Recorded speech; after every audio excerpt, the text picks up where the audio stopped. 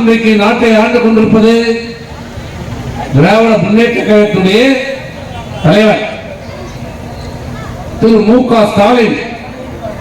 தேர்தலிலே உங்களுக்கு பல்வேறு வாக்குறுதிகளை கொடுத்தார். நாங்கள் வந்தால், நான் முதலமைச்சர் ஆனால், முதலமைச்சர் பொறுப்பேற்றார், வரிகளை ஏற்ற மாட்டேன், பால் விலையை குறைப்பேன், மின்சார கட்டணத்தை குறைப்பேன், கேஸுக்கு மானியம் தருவேன், பெட்ரோல் டீசல் விலைக்கு மானியம் தருவேன், அனைத்து தாய்மார்களுக்கும் உரிமை தொகை 1000 ரூபாய் தருவேன், மாணவருடைய கல்வி கடனை ரத்து செய்வேன்.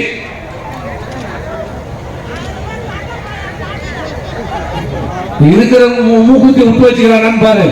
1000 ரூபாய் கொடுப்பான்னு எதிர்பார்த்து அவங்க போய் நாங்க தான் கரடியா கத்தணும், கட்டி பார்த்தோம். பார்த்து ஜாக்கிரதை. 10 வருஷம் காஞ்சி போயிருக்கிறான்.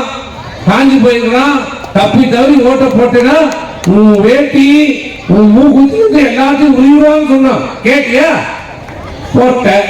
இன்னைக்கு என்ன கேட்கிறாரு? நலமாக்குறீங்களா? போன் போடுறாராம். ஏம்மா நலமாக்குறியா? எல்லா திட்டமும் வருதா? அரிசி வருதா? பருப்பு வருதா? எண்ணெய் வருதா? 1000 ரூபாய் வருதா? எல்லாம் எங்க வருது? அவன் குடும்பத்துக்கு வருது. யார் நலமா இருக்கிறாங்க? கருணாநிதி குடும்பம் நல்லா இருக்கு, ஸ்டாலின் குடும்பம் நல்லா இருக்குது, உதயநிதி குடும்பம் நல்லா இருக்குது, திமுக குடும்பம் கூட நல்லா இல்ல. அந்த 10 ஆண்டு காலம் இந்த ஸ்டாலின் முதல்வராக வர வேண்டும் என்று அந்த தொண்டை உழைச்சாம திமுக தொண்டை இங்க எப்படி அண்ணா திமுக உழைச்சாமோ அதே திமுக தொண்டை உழைச்சான். திமுக ஆட்சிக்கு வரணும், ஸ்டாலின் முதலமைச்சராக வரணும். அந்த தொண்டை நிலைமை இன்னைக்கு என்ன? தொண்டனோடு அந்த அமைச்சரே சொல்றான், அந்த மாவட்ட செயலாளரே சொல்றான். என்ன சொல்றான் தெரியுமா? எங்களை தனியா பார்க்கும்போது உங்க ஆட்சியே இருந்திருக்கலாம், எடப்பாடியே இருந்திருக்கலாம், இதோ எங்களுக்கு 10 வேலையில எங்களுக்கு 4 வேலை 2 வேலை கொடுத்தீங்க. இல்ல ஒண்ணுமே இல்லை, எல்லாம் உண்மை ஒரே வழிதான், ஒரு பக்கம் தான் போகும், எங்களுக்கு ஒண்ணுமே இல்லை. நீங்க தான் காட்டுது. யார் சொல்றான்? திமுக சொல்றான். அடுத்தது அம்மாவுடைய ஆட்சி உங்க ஆட்சி. ஏன் சொல்றான்? இவன் சொல்றான் நலமா இருக்கீங்களா? முதல்ல நீங்க நலமா இருக்க, என்னால தூங்கவே முடியலன்ற. நீ இதெல்லாம் கேட்கிற, தூங்க முடியுதா உன்னால? தமிழகம் போதை மாநிலமாக மாறிக்கொண்டிருக்கிறது. மாறிடுச்சு. எங்களுடைய பொதுச் செயலாளர் சொன்னார், இது குடோனா மாறிடுச்சு. தமிழ்நாடு போதை குடோனாக மாறி இருக்கிறது. இங்கிருந்துதான் எல்லா இடத்துக்கும் இதுதான் இந்த அரசுடைய சாதனை. ஆகவே நீங்கள் தான் உங்களுடைய பிள்ளைகளை காப்பாற்றிக் கொள்ள வேண்டும். எல்லாரும் நினைப்பீங்க என் புள்ள நல்ல புள்ள, அவன் கரெக்டா போறான், ஸ்கூலுக்கு போறான், நினைச்சிருப்பீங்க, காலேஜுக்கு போறான். ஆனா இன்னைக்கு மாணவ சமுதாயம் சீரழிந்து கொண்டிருக்கிறது. தடுக்க வேண்டிய காவல்துறை அந்த போதை மருந்தை கடத்துவதோடு கை கோர்த்துக் கொண்டு சிரித்துக் கொண்டு படமெடுத்துக் கொண்டிருக்கிறார்கள். இதுக்குதான் நீங்க ஓட்டு போட்டீங்களா? உங்களுடைய பிள்ளைகளுடைய வாழ்க்கை சீரழிவதற்காக தான் இந்த திமுக வாக்களித்தீர்களா என்பதை சிந்தித்து பார்க்க வேண்டிய காலகட்டம் நெருங்கி இருக்கிறது. ஆகவே தயவு செய்து இந்த அரசு பொறுப்பேற்றிலிருந்து 10 ஆண்டு காலம் விலைவாசியை ஏற்றம் இல்லாமல் பார்த்துக் கொண்டு திறமையான ஆளுமை மிக்க முதலமைச்சராக செயல்பட்டவர் எடப்பாடியார். ஆனால் இன்னைக்கு என்ன நிலைமை? இந்த 2 ஆண்டு காலத்தில் எல்லா விலைவாசியும் ஏறியிருக்கிறது. அரிசி, பருப்பு, எண்ணெய், கடுகு, ஏதாவது ஒரு பொருள் விலைவாசியில் ஏறாமல் இருக்கு சொல்லுங்க. எல்லா விலைவாசியும் ஏறிச்சு. இன்னைக்கு அரிசி 1 கிலோ 15 ரூபாய் ஏறி இருக்கிறது. அது மட்டும் இல்ல, அரிசிக்கு தட்டுப்பாடு வரும் சொல்லியிருக்கிறோம். அரிசிக்கு தட்டுப்பாடு வரும் சொல்றோம். யாருடைய ஆட்சியில? இந்த திமுக ஆட்சியில. சரி, வரி, வீட்டு வரி உயர்த்தப்பட்டு விட்டது. மின்சார கட்டணம் 2 முறை வைத்துட்டோம். பால் விலை உயர்ந்துச்சு. பத்திரம், நீ வீடு வாங்கவும் முடியாது, விற்கவும் முடியாது. இடமதிப்பு மிகப்பெரிய உயர்த்திட்டான். பத்திர கட்டணம் உயர்ந்து போச்சு. சாலை வரி உயர்ந்து போச்சு. வாகன வரி உயர்ந்து போச்சு. பால் விலை உயர்ந்துச்சு. எரிய உயர்ந்த எல்லா குப்பைக்கு கூட வரி போட்டான். குப்பைக்கு வரி போட்ட ஒரே முதலமைச்சர் நம்ம குப்பை தான். அப்புறம் கேட்கலாம், நலமாகிறீங்களா? எப்படி குப்பைக்கே வரி பண்றாங்க, எப்படி நலமாக முடியும்?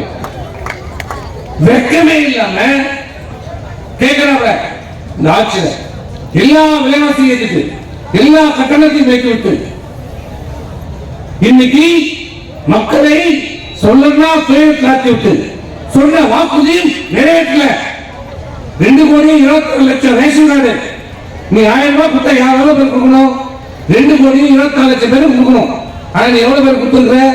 1,04,00,000 பேர் தான். அப்ப 1,20,00,000 பேர் எங்க? அவங்க ஓட்டு போடலையா? அவங்க தமிழ்நாடு மக்கள் இல்லையா? அந்த தாய்மார்களுக்கு கொடுக்க கூடாதா? இப்படி மக்களை ஏமாற்றி பொய் சொல்லி இன்றைக்கு ஆட்சிக்கு வந்திருக்கின்ற இந்த திராவிட முன்னேற்ற கழகத்திற்கு தக்க பாடம் கொடுக்க வேண்டும். இனி பேச பாஜக பாசிச அரசு, மதவாத அரசியல் சொல்றார். இதெல்லாம் இங்க மட்டும்தான், மெட்ராஸ்ல மட்டும்தான், டெல்லியில கிடையாது. 5 வருஷம் 39 MP பாண்டிச்சேரி உட்பட என்ன செய்த? டெல்லி நாடாளுமன்றத்தில் என்ன பண்ண? இந்த பாரதிய ஜனதா கட்சி செய்திருக்கிற மக்களோட நடவடிக்கைகளை தட்டி கேட்டிருக்கிறதா? தமிழ்நாட்டுக்கு துரோகங்களுக்கு தட்டி கேட்டிருக்கிறதா? இந்த ஸ்டாலின் தட்டி கேட்டிருக்காரா? இல்ல. ஏன்னா அவரை காப்பாற்றணும். நல்லா புரிஞ்சுக்கங்க, திமுக போடுற ஒவ்வொரு ஓட்டும் பாரதிய ஜனதாவுக்கு போடுற ஓட்டு. நாளைக்கு முதல்ல யாரா போய் பாரத மோடிக்கு ஜே போனா அது ஸ்டாலின் தான். நீங்க எழுதி வச்சுக்கோ, நடக்கிறா இல்லையா?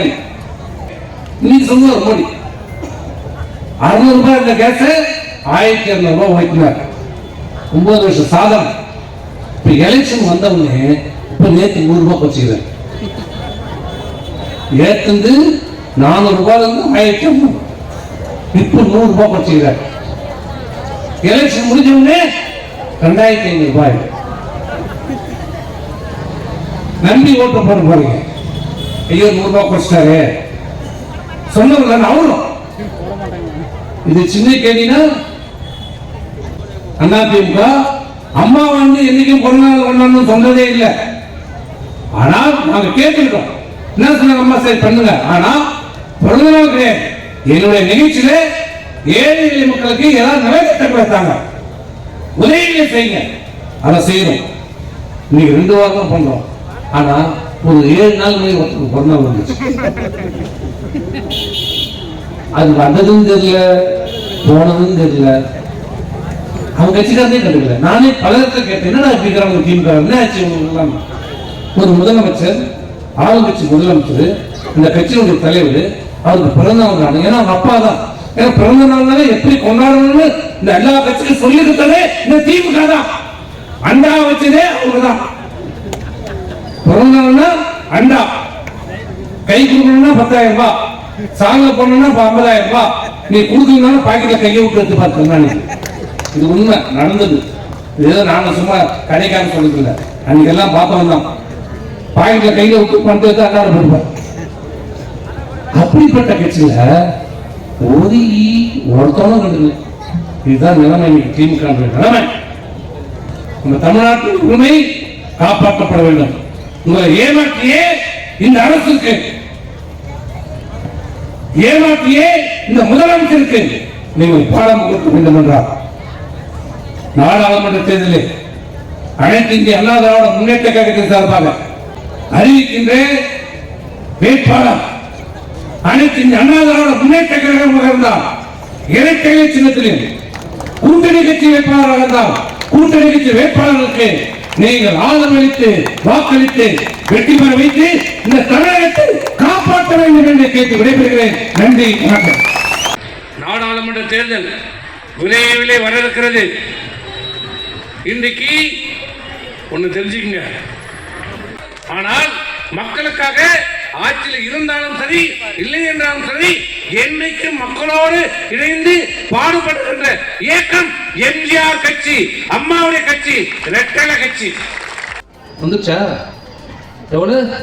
15 லட்சம் ரூபாய் ஒவ்வொருடைய வங்கி கணக்கிலும் 15 லட்சம் ரூபாய் வரவு வைக்கப்படும் சொன்னார். 15 ரூபாய் சொல்லு விட்டுறாரா? நம்ம டெல்லிக்காரன் சொல்றாங்க. ஆகவே தமிழகத்தோட உரிமைகள் காப்பாற்றப்பட வேண்டும், தமிழனுடைய நலன் காப்பாற்றப்பட வேண்டும். இன்னைக்கு சொல்லுவார் மோடி 600 ரூபாய் இந்த கேஸ 1200 ரூபாய் ஓட்டினார். 9 வருஷம் சாதனை. இப்ப எலெக்ஷன் வந்த உடனே இப்ப நேற்று 100 ரூபாய் குறைச்சிக்கிறார்.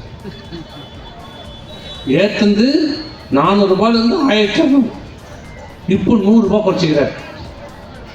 எலெக்ஷன் முடிஞ்ச உடனே 2500 ரூபாய்.